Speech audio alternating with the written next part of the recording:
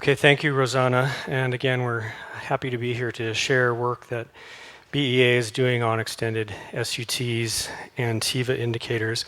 I'm going to start with a brief motivation why BEA is engaging in this work, and countries around the world, as Francisco just pointed out, are engaging in this work and collaborating. Talk a bit about data sources and methodology of constructing extended supply use tables in the US. And then we'll take a look at some results, and a preview of those results are shown here.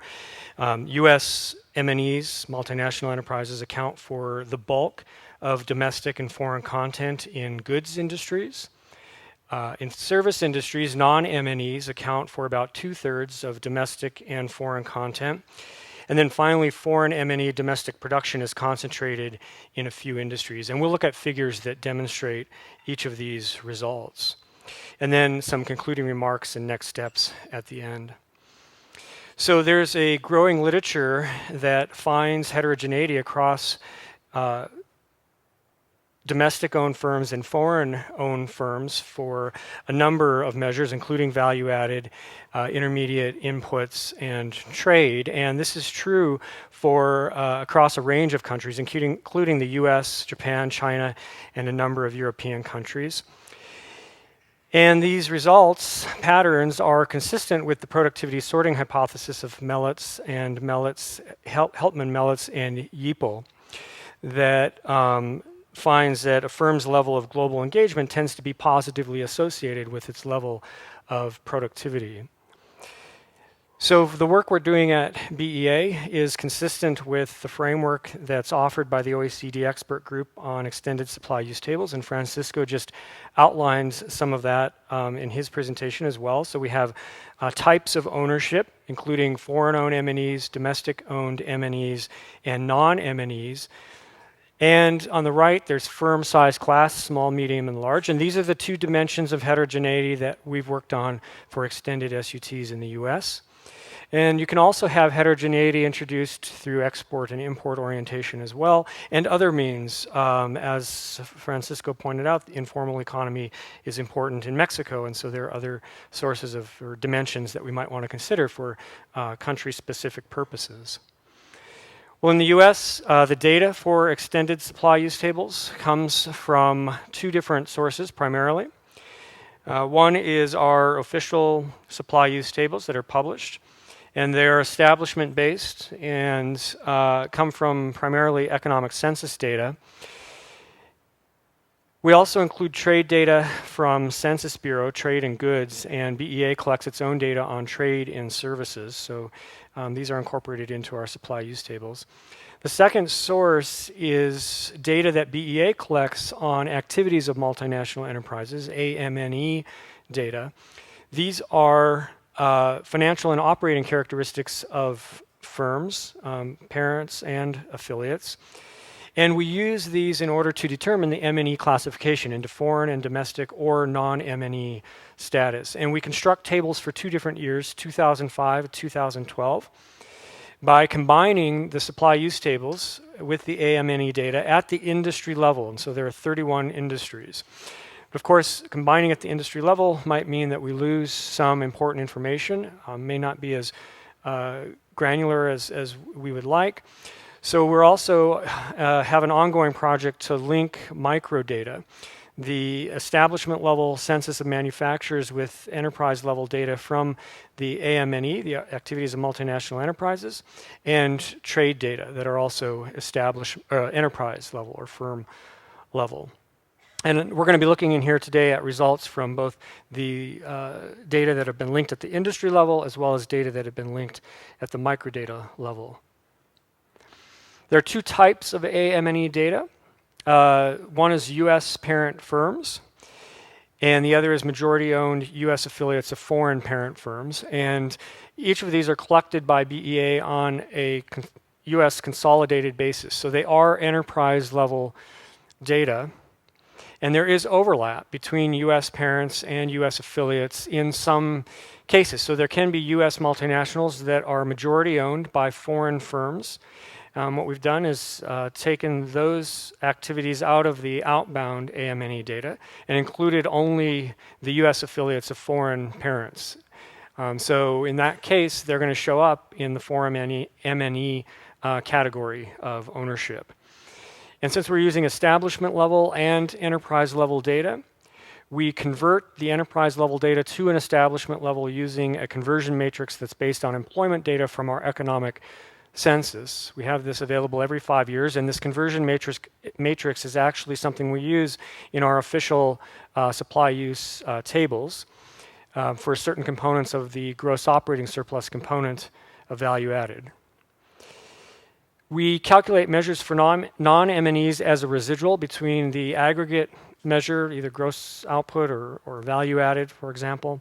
It's a residual between that aggregate and the aggregates that we come up with for foreign MNEs and US MNEs. And we convert the intermediate input matrix of the use table from purchaser prices to basic prices, since basic prices are preferred for TIVA analysis. They do a more accurate job of reflection of input-output relationships and consistent valuation across different products. So we do this conversion with a series of sub-matrices. We first take out taxes less subsidies and include them in the value-added row. We take out transportation costs, include them in their own row as well, and then the same thing with retail and wholesale trade margins. And so we have intermediate inputs at basic prices, and these can be then partitioned into inputs sourced domestically through domestic production and inputs that have been sourced through imports using an import use matrix. We convert the extended supply use tables to extended input-output tables using a methodology that's described in documentation for the WIOD project, World Input-Output Database. And then, of course, a key to calculating TIVA statistics is the Leontief inverse of the input-output tables, which depend on both direct input requirements for the same industry and indirect input requirements for other industries. So the TIVA indicators, in general, decompose trade or final demand on a value-added basis. And in the US, we've been focusing on both the import content and the domestic value-added content in export. So we'll be looking at results that demonstrate each of these. So from here, I'm going to go into, and we'll look in the next few slides at some of the results that we have from the linked data at the industry level, those 31 industries. And then we have a couple of slides where we'll also demonstrate results from the microdata project, the linking project, which isn't complete yet, but we have those available, and we'll show those in here today for the semiconductor industry. So first thing to do, since this is a single country extended supply use table and input-output table rather than a more comprehensive table like is available at the OECD and their work on trade and value added, we do a comparison with OECD results. We're looking here at the imported content of exports as a share of exports. And so the higher this share, the more integrated an industry is into global value chains. Is how you can think across the different results that we see here for these industries. And for the most part, the results using BEA's data are a bit lower or right on spot with the OECD portions, measures. There are a few exceptions. One is petroleum manufacturing and another is paper, and then we have an exception for transportation as well, where the BEA measures are a bit higher, and in one case at least, petroleum manufacturing quite a bit higher as well. The next slide is imported content in exports, again as a share of exports, but we can look at across goods industries and service industries and by type of ownership, and we see that for service industries, there's a consistently high imported content of foreign MNEs and low for non-MNEs, shown here. For goods industries, it's a little bit different picture across 2005 and 2012. 2012, there were a number of few manufacturing industries that yielded high imported content in 2012, but in 2005, all manufacturing industries were relatively high. And so that shows up here in these aggregates that we're looking at as well. We decompose the domestic value-added contents of exports into their ownership type so that we can get a sense of how much each type of firm is contributing.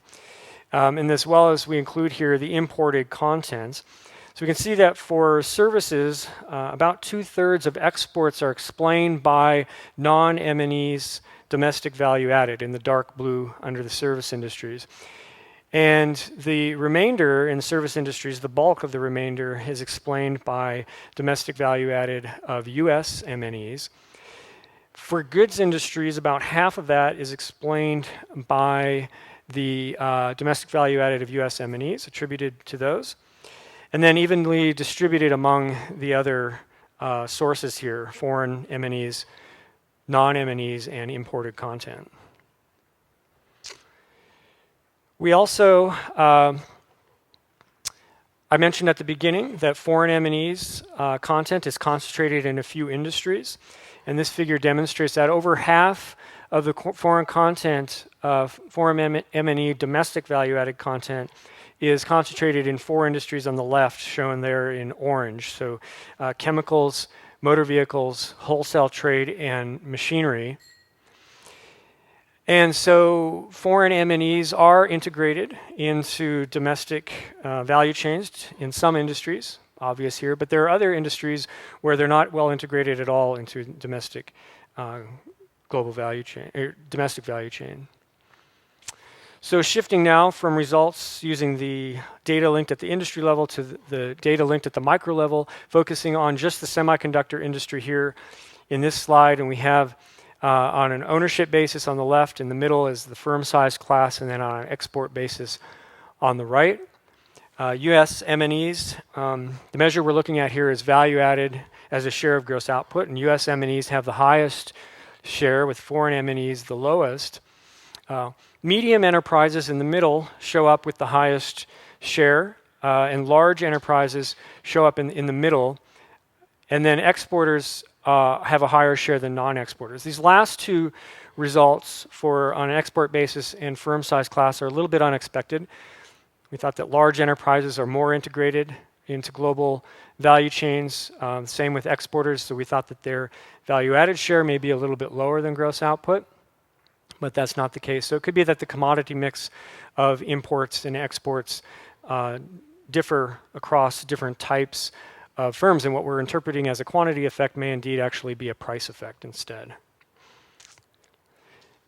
Here we're looking at the export share of gross output for this industry, and the results are a little bit more in line with expectations here. M&Es on the left, both foreign and US, have the highest share, and you can see the spread between non-M&Es and foreign M&Es here is quite large, about 24 percentage points. Same thing with large and small enterprises, large having a much larger share of export to gross output.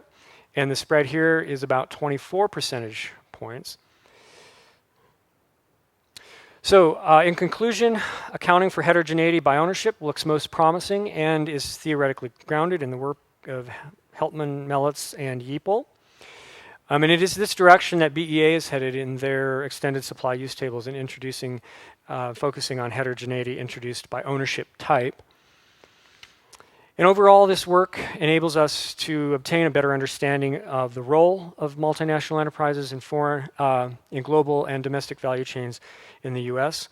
And again, a summary of the results, which I mentioned at the beginning and that we saw figures for throughout the presentation.